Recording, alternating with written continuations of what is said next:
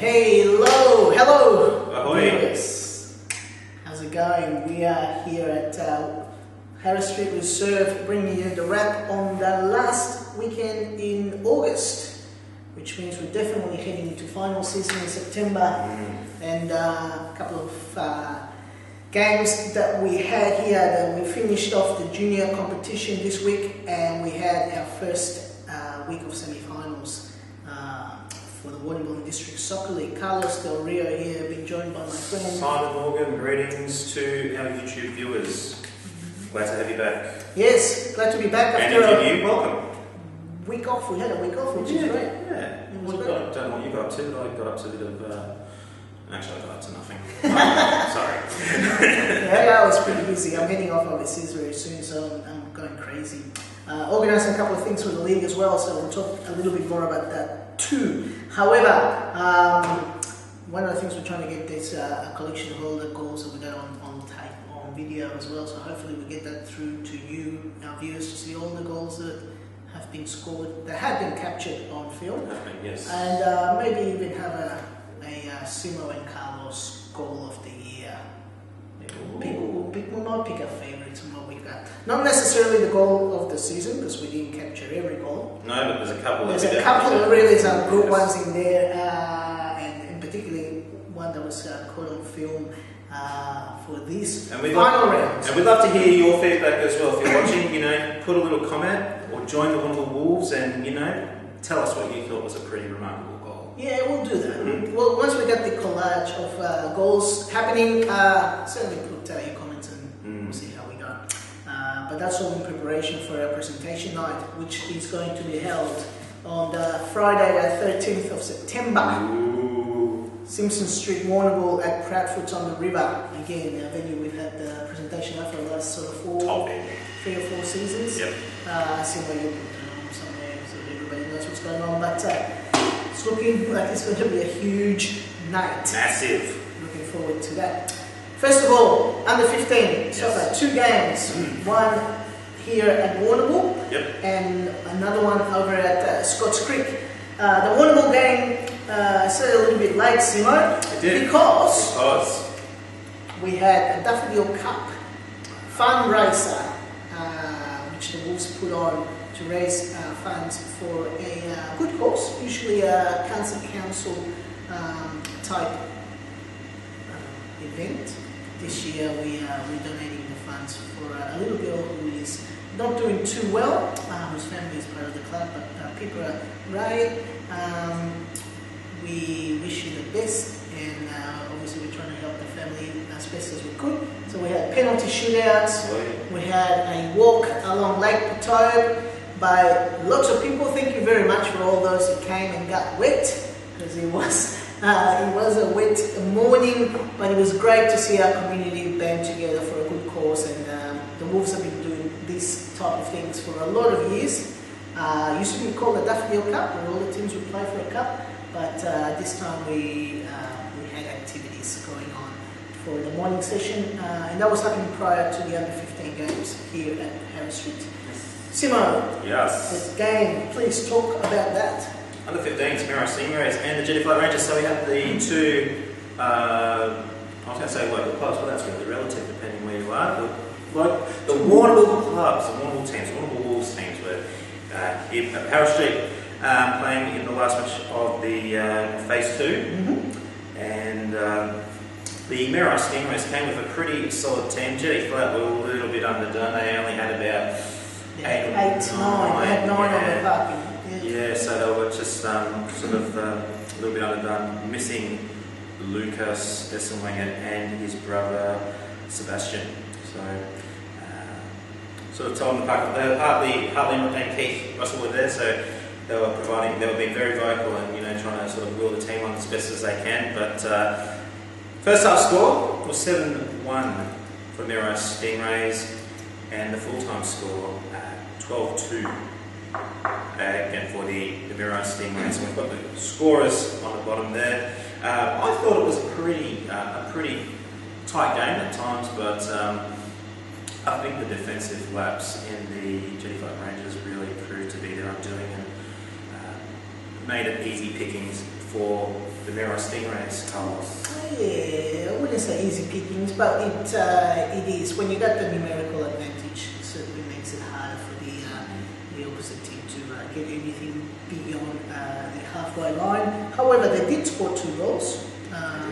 Very good goals actually. Merri and Hartley Russell. Yes. Congratulations for those boys from Jennifer Rangers. Yeah, listen, it was one-sided game for that particular reason. However, but what that did was guarantee the Stingrays a shot at the grand final, which was great because happening half an hour later, well actually we probably kick off at the same time. We kicked off. Scott's Creek were hosting Hamilton Raiders, who were on song after their big win at home against the Stingrays. Yes. Reverse rubber. So both teams were on 4 wins each, and Hamilton travelled to Scott's Creek. Half-time score there was 2-6. 2 to Scott's Creek, 6 to Hamilton. The final score was 3-9. And there were quite a few names here for Hamilton. There was one name for Warrnambool, Seth Hume, got his hat-trick. So he's still leading his team very well. This is his final. That was Seb's final game in the junior competition. Okay. And I'm sure Scott's Creek management and coaches are really thankful that Seb actually decided to play with the young club, because he actually was just a little bit over the age to be playing under 15s. Okay.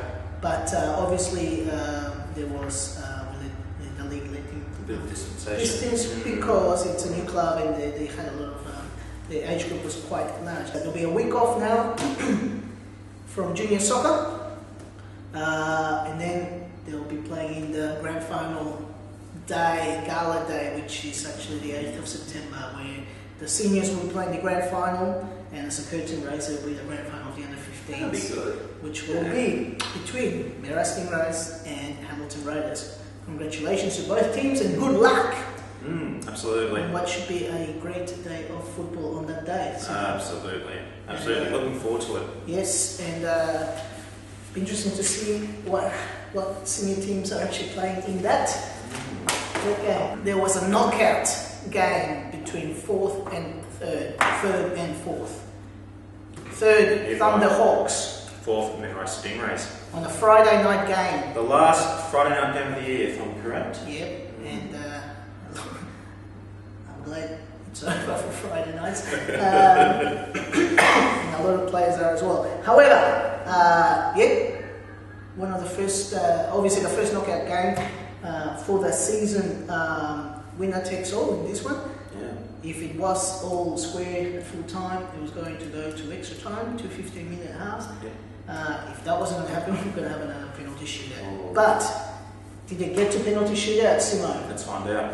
Rightio. I wasn't there for the first half, so I can only go by what's in front of me. And we got some footage of the second half. Second half, we do. I was there in the first half. So you can elaborate a little bit for us, when you talk about it, but it didn't take long for the things to get going. It's a 2nd-minute goal. It's gone to Jed Boyle. Jed Boyle, congratulations, Jed. The whole Stingrays team was over the moon that Jed got a goal. Because he has been sort of, floating up front and, lurking about. And it's his debut season as well. He's not particularly been brought up with soccer, except for the indoor and the futsal that he plays. Mm-hmm. But he came this year looking for a game, and certainly we gave him a shot. Good friends with James Skinner, who just prior to this game was awarded the MVP for the Stingrays, an eternal thing that happens in the club.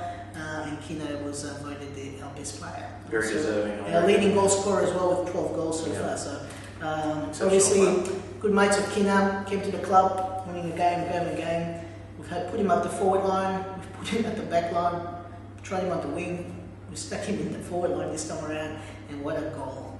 Free kick from our captain, Michael Mills, who we have an interview with shortly. Michael Millsy put the ball from one side of the park to the other side of the box. Young Sam Blackburn jumps up, chests the ball, brings it down to his feet and slides it on the opposite side for an opening space where Jed runs in, takes his time to aim, but he let go of a cannon that was unstoppable in the second minute to give the Stingrays the lead. It was a great goal. 17 minutes later, he's back. He's back. He is back. Engin Tourini's back, and he's picked up a goal in the 19th minute this time to make it 2-0. 2-0. Engin playing in the midfield. He's just back from Turkey, so it's good to have him back to play finals with us. It was a so-and-so goal, but one of the things that he hit it with power. Because hit it with power. Hartley Russell in the Hawks goal got a hand to it, and he's actually pushed it onto the post. And it's trickled over the line. He's tried to get it back out of the goals, and he's actually hit into his other post as well. But it was a judge that the ball had already crossed the line at that point. So he hit 2-1, and like I said, Engin's it was what happens when you hit the ball on target. Yeah, that's it. It doesn't have to be that great of a shot, but he hit it with power on target, and anything can happen. Exactly. The Hawks were actually playing quite well as well. They did get one chance when they did break free of the offside trap, and the scorer was Lincoln Warren, 36th minute to make it a 2-1 game. And actually, that goal was made by Keith Russell, who was playing on the right back.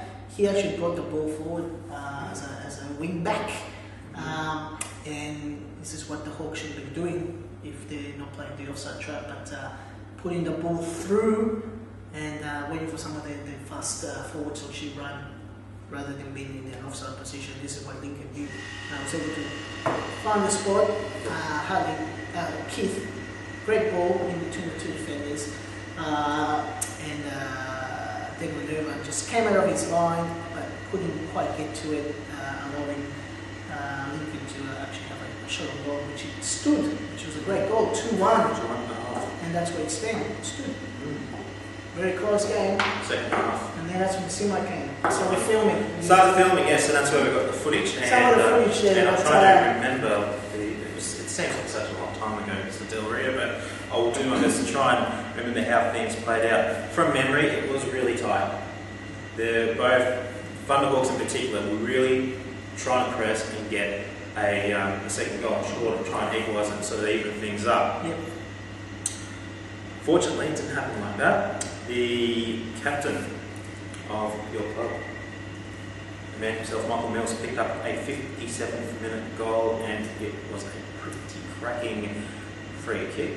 We've got the man himself, he'll be in very shortly to have a chat with us, with Carlos, and his thoughts on that particular free kick. But that was a fabulous goal, and that was to put the Stingrays 3-1 up. And the 57th minute was a great goal. Obviously, there was a foul. The foul resulted in a yellow card to Hartley Russell, which, interestingly enough, was took the man out, Sammy Blackburn, and from that resulting kick, they just sort of picked it underneath the post in the keeper's hands for Michael to give his team a 3-1 lead. Nice buffer to have on a Friday night with the win. Hawks kept pressing. They had one goal disallowed because the pass that was passed back was actually over the goal line. And that one was disallowed. We had some issues of that. Yep. But Daniel Setchley, Josh Mutra, they had their chances. Lincoln Warren. I think at one point Dave Yates made a forward run as well, and it wasn't to be.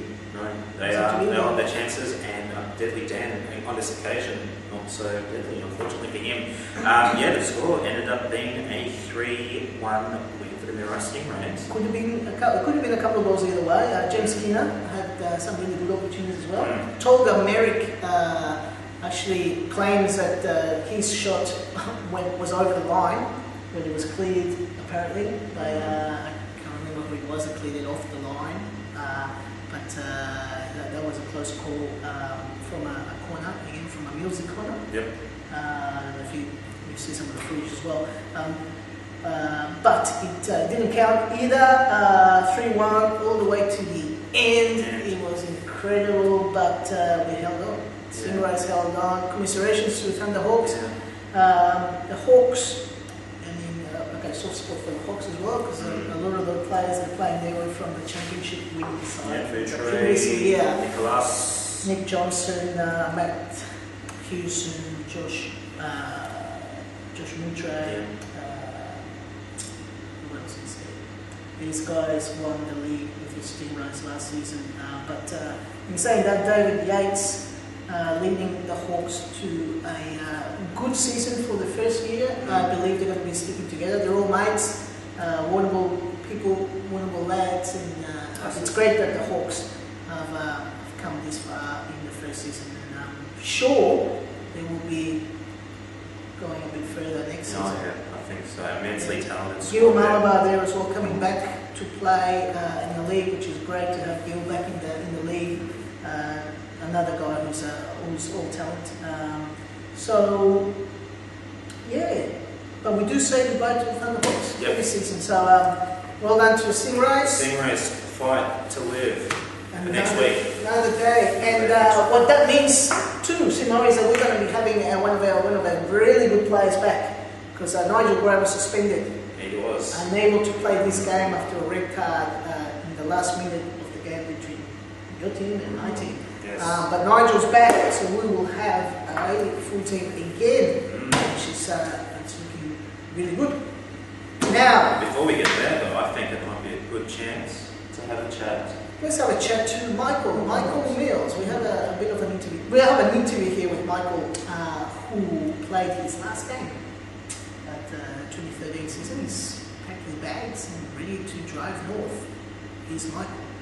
Well, we have a special guest tonight for the wrap in Michael Mills, captain of the Merri Stingrays at the moment, still in the final series.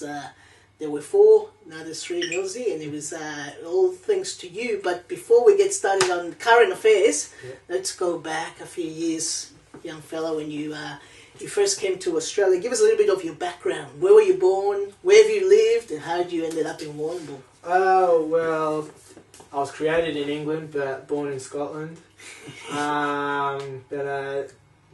lived in England for 6 years, and then after that, basically, family decided to move to Portugal for 7 years. So that was a big step. So no one really spoke English, but it's like you learn your language within 6 to 8 months. Yeah,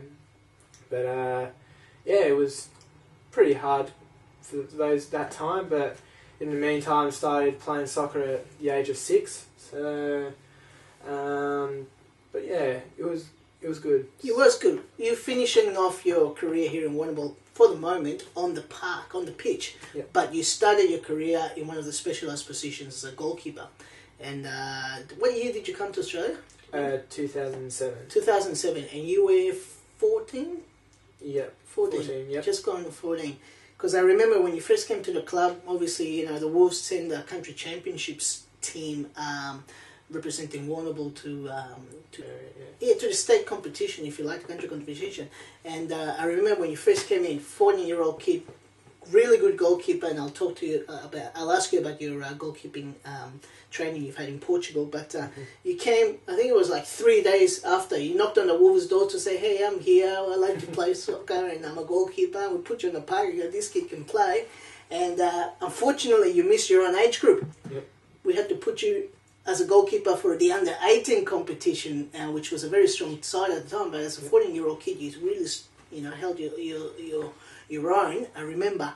Do you remember much about that sort of first year when you first came to Warrnambool? But also talk about the goalkeeping training you've had in Portugal up to that point.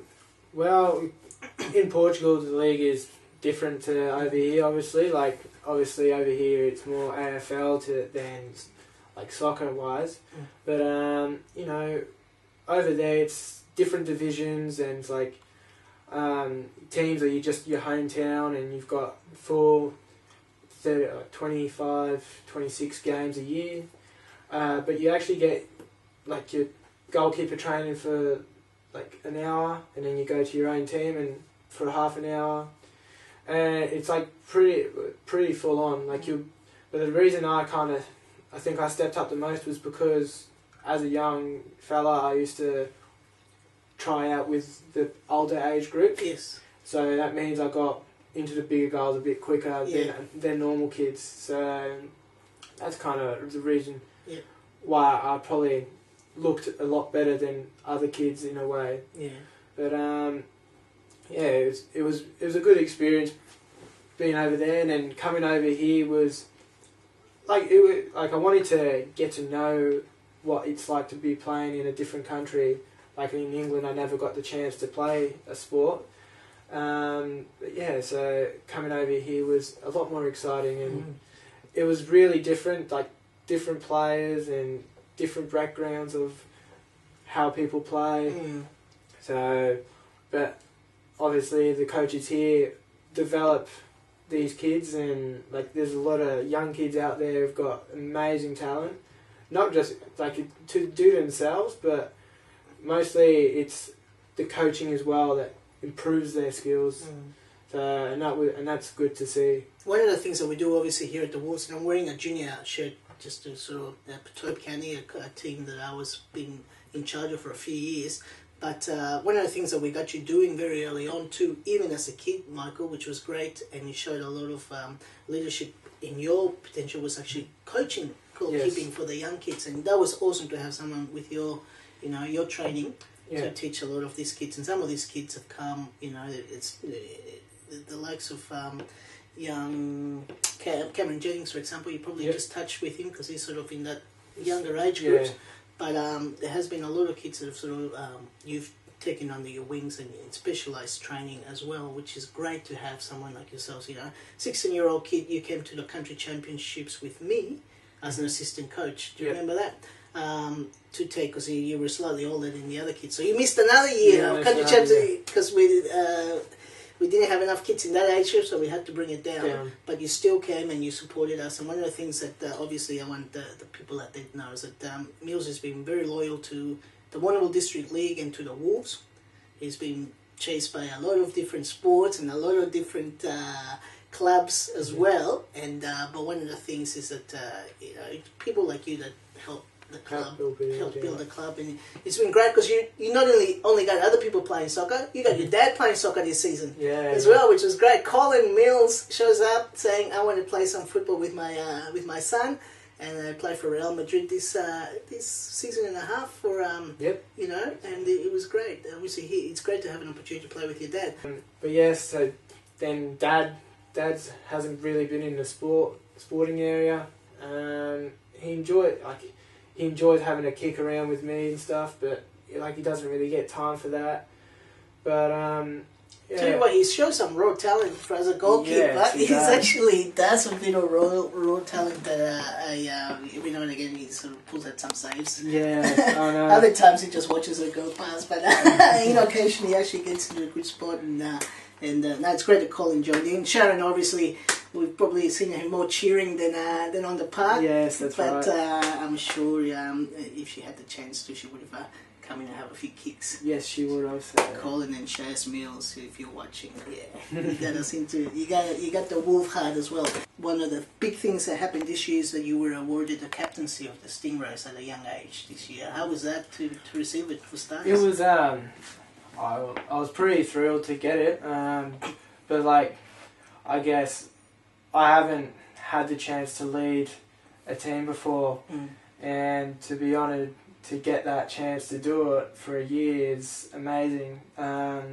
especially with a lot of blokes out there that you enjoy playing a game with, but once you're out there on the park, they know who's boss. Yeah, so, good on you. Yeah. But But also, really, just to say that you've given another young fellow, Degas Irvine, a go in goals for the last 2 seasons. You stepped out of goals to give the younger guy a goal, and you stepped out, and like I said, you're a great winger, and he's actually not a bad player in terms of where all the players are in the league.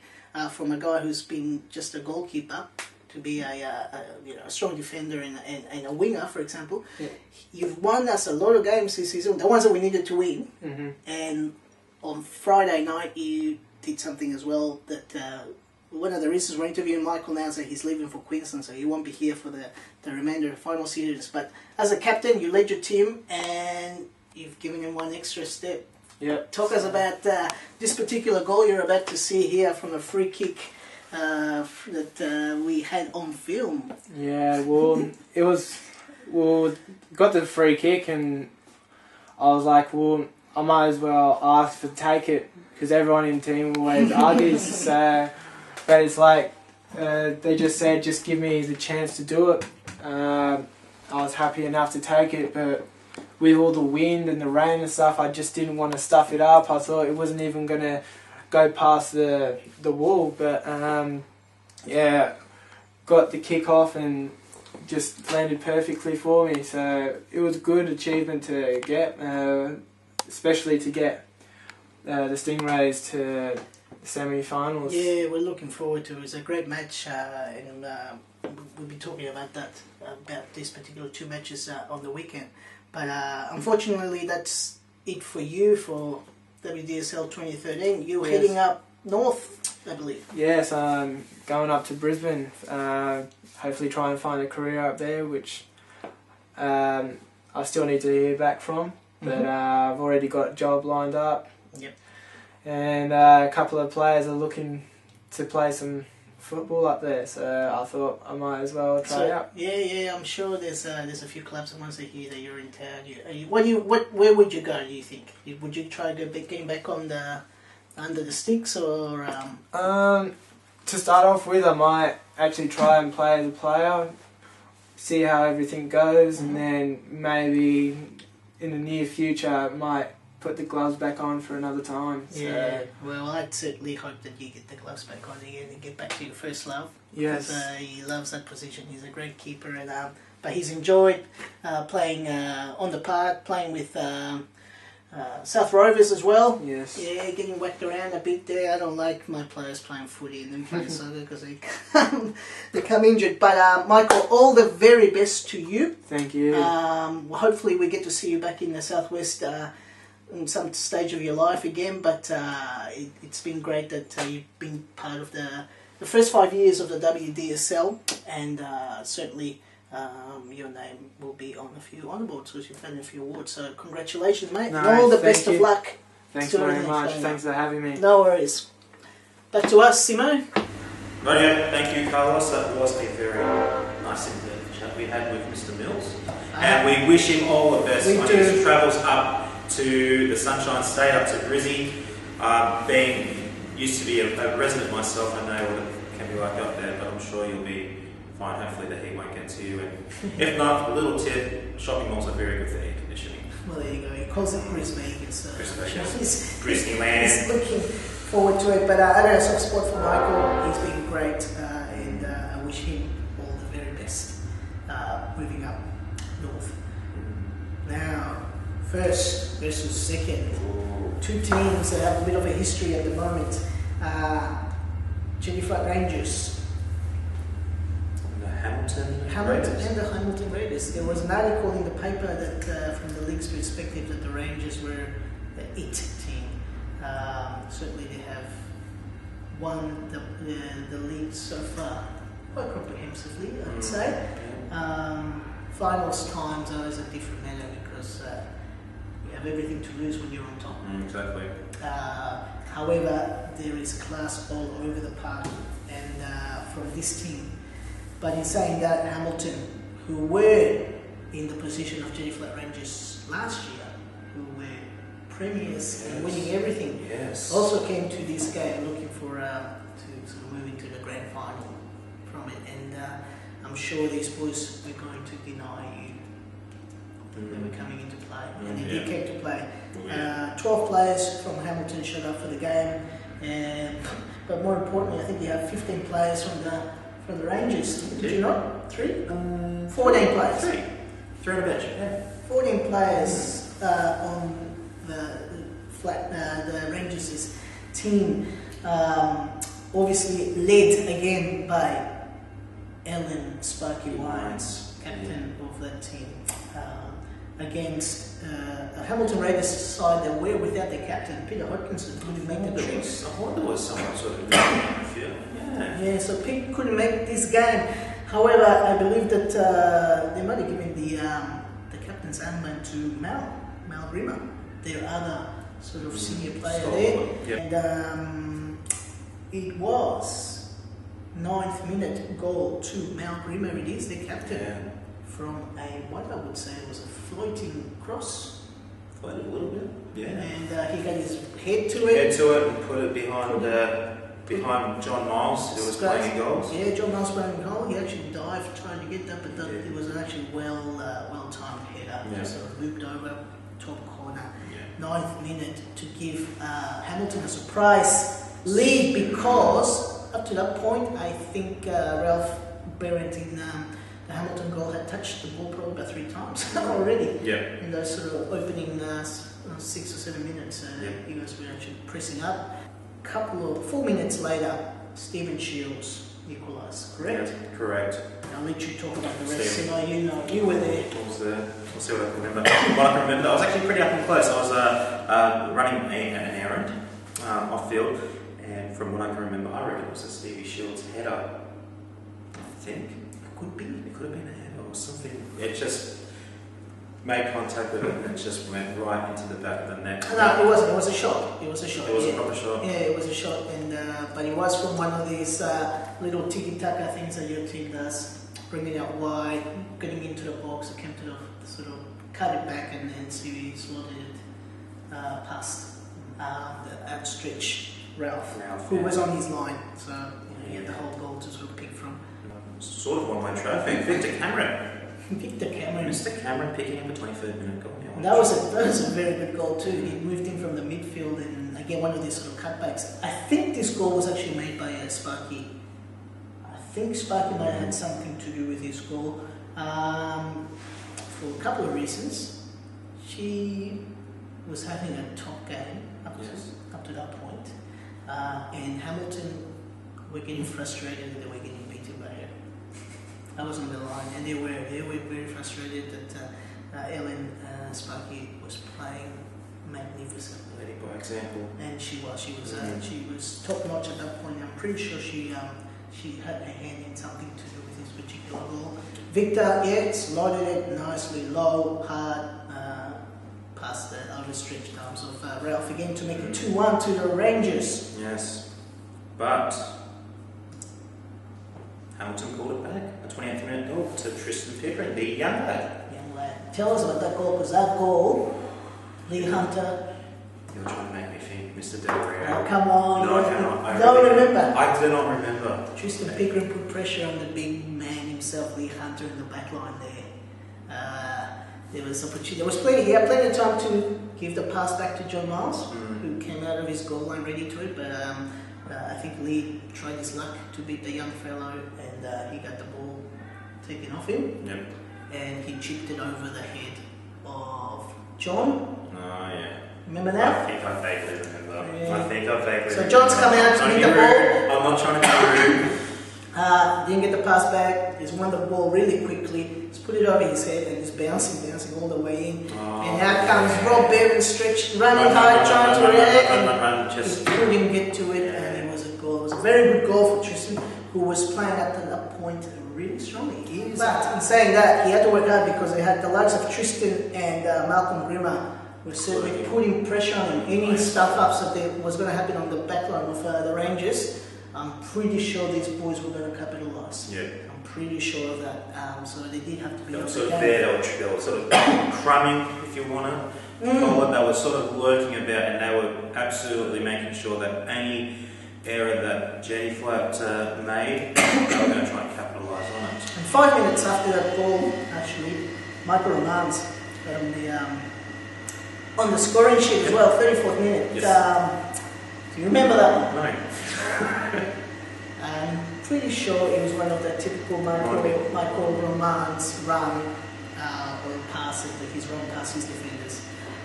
It wasn't from distance, it was certainly inside the box, but he took it really well. I believe he might have actually brought the ball down and just had the goalkeeper to beat the footage. Hopefully it will jog my memory. Yeah. But we haven't got access to the footage right now, viewers. we do this. We'll be looking at that in a little while, but we're talking a little bit from memory here. But at that point, 34th minute, 10 minutes left of the game, and there were no more scores after that. 3-2. Half, yeah. And Arm wrestle? Arm wrestle. Yeah, it was Come on, it was an arm wrestle. 3-2. Yes. I don't think your boys were too We were not confident. confident at all, no. Johnny had a bit of a pep talk from Johnny, coach, and he was somewhat liking, what we're seeing, but the general consensus we needed just one more to make it comfortable, because 3-2, I don't care who you are, what team you play for, who you're playing against. 3-2 is not a very comfortable score line when you've got enough to go. When you were 2-0, especially against a quality team. Yeah, when you guys were 2-0, I thought Hamilton stuck their chest out and thought it might be with a chance. Yeah. But interestingly enough, during that period is when Sparky didn't let go as well. Like I said, she played a really good opening sort of 15 minutes, and then capped it off with probably another 10 minutes of brilliance in the second half as well. The first half, period. Second half, though, It was a struggle. it was a struggle. It was a real struggle. There was no goal scored. Tackles were getting a little bit. I think that's when the tensions were starting to rise a little bit. There was an injury to one of the Hamilton players. Callum Renfrew came off the park. At that point, just not long after the start of the second half, from 2 years, hit each other in the outfield, came off second best. There wasn't much in that. Actually, it was a 50. It wasn't a malintent tackle, but obviously he didn't in the further part of that game, which was a shame because he's a very talented midfielder, defender. But Jetty Flat, we're pushing. They were really pushing. They were trying to get something. And Ralph Barron was really on game, pulling saves out and just really being that sort of imposing figure that Hamilton had relied on him to do, and he does it well. Yeah, he did really well also, but the defence was also playing really strongly as well. Cutting it out. It's an interesting scenario, what sort of was happening. But the only action that sort of happened towards that was in the 85th minute. So it's a long stretch for something to happen, and this time was a yellow card to...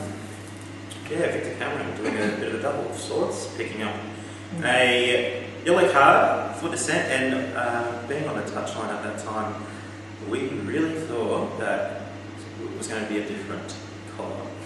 And he perhaps, some would say very lucky to receive a yellow, some would say it was very lenient, depending on who you ask. But he was given a yellow card. The red card did come out by mistake. And I'll tell you what, that was certainly...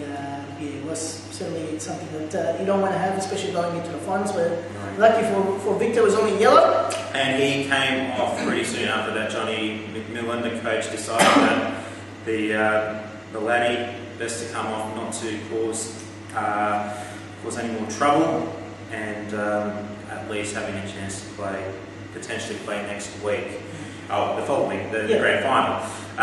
But Jason Sutton, this lad is special. He is something else. 2 minutes left in the game, and the golden goal recipient of the league takes his team to give him that extra buffer. 80th minute, nice little goal. Sparky again involved.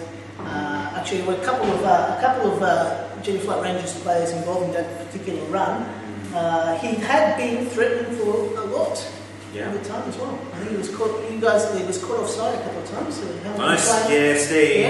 Steve Shields got caught offside quite a few times, and I think it was. Despite him scoring a goal, and hopefully he won't mind me saying this, it wasn't his strongest game. He played well, but I think, and he perhaps knows that he's capable of playing even better. He's got a platform to step up to for the final. For the grand final. I'm sure that's going to be an interesting scenario, building up the momentum to play in the grand final as well, considering you guys are premiers. Tommy Saville, I think he played a really good game in terms of, not on the score sheet. No. Some of his shots were actually saved, Yeah. hit the post, I think at one point. He was trying to get, he admitted himself that he was just having a really hard time trying to get into the game, and his second half was a lot better. I think the frustration was sort of starting to boil over because he was trying to put shots on target, and Ralph was saving them. Well, and defence there, they were stacking the defence up as well. Yeah. So in terms of that, but otherwise it was a pretty solid performance it was, by the team.